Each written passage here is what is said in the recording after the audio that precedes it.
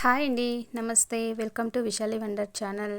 Today మన recipe masala panipuri అండి. Evening అవ్వగానే అందరినీ నోరూరించి మసాలా పానీపూరిని ఇంట్లోనే ఎలా ప్రిపేర్ చేసుకోవాలో చూపించబోతున్నానండి. చాలా టేస్టీగా ఉండడమే కాకుండా ఇష్టం వచ్చినప్పుడు మనం ఇంట్లోనే ఈజీగా ప్రిపేర్ చేసేసుకొని ఎంజాయ్ చేయొచ్చునండి.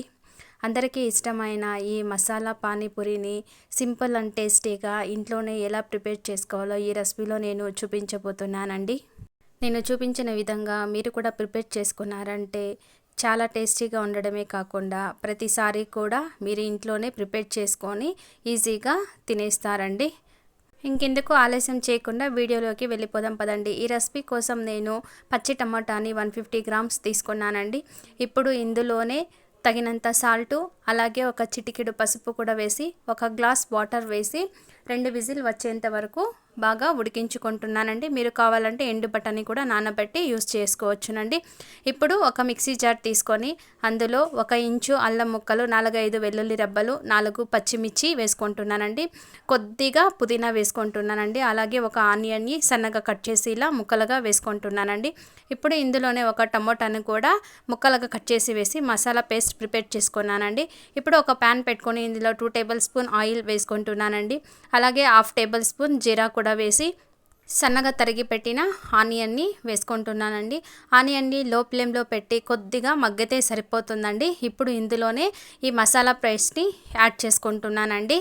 ఈ మసాలా మొత్తాన్ని కూడా లో ఫ్లేమ్లో ఉంచి బాగా వేపుకోవాలండి. ఇలా వేపుతూ ఉంటే మసాలా ఫ్లేవర్ అయితే చాలా బాగుంటుందండి. ఇప్పుడు ఇందులో 1/2 tablespoon chilli powder, 1 tablespoon ధనియా పౌడర్ వేసి బాగా మిక్స్ చేసుకొని 1/2 టేబుల్ స్పూన్ గరం మసాలా కూడా యాడ్ చేసుకుంటున్నానండి.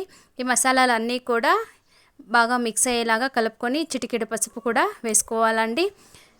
అలాగే కొద్దిగా చాట్ మసాలా యాడ్ చేసుకొని మొత్తాన్ని కూడా మిక్స్ చేసుకున్న తర్వాత మనం ఉడికించి పెట్టుకున్న బఠానీని వేసుకుంటున్నాను. కొద్దిగా స్మాష్ చేస్తే సరిపోతుందండి. చూడండి, మనకి పర్ఫెక్ట్ బఠానీ మసాలా అయితే ప్రిపేర్ అయిపోతుందండి. ఒక 5 మినిట్స్ లేదా 10 మినిట్స్ లో ఫ్లేమ్లో ఉడికించుకోవాలండి.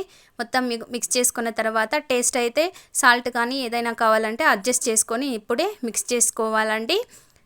చూడండి, 10 మినిట్స్ తర్వాత బాగా మగ్గిన తర్వాత పక్కన పెట్టుకొని ఇప్పుడు హాట్గా సర్వ్ చేసుకోవడమే. ఇప్పుడు ఇందులోనే నేను పానీపూరిని ఇలా స్మాష్ చేసి వేసుకుంటున్నానండి. ఇప్పుడు పైన కొద్దిగా బఠానీ గ్రేవీని ఇందులో వేసుకున్న తర్వాత ఇప్పుడు ఇందులోనే సన్నగా కట్ చేసిన ఆనియన్, ఒక టమోటా వేసి అలాగే మీ దగ్గర మిక్చర్ ఉంటే యాడ్ చేసుకోండి. నేను కారబుంది కొద్దిగా, మరమరాలు కొద్దిగా వేసి హాట్గా సర్వ్ చేసుకుంటున్నానండి.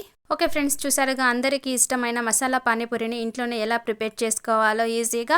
ఈ రెసిపీ మీకు నచ్చినట్లయితే లైక్ చేయండి, షేర్ చేయండి, సబ్స్క్రైబ్ చేసుకోండి. అలాగే మీ ఫ్రెండ్స్ అండ్ రిలేటివ్స్కి తప్పకుండా షేర్ చేయండి. Thank you for watching.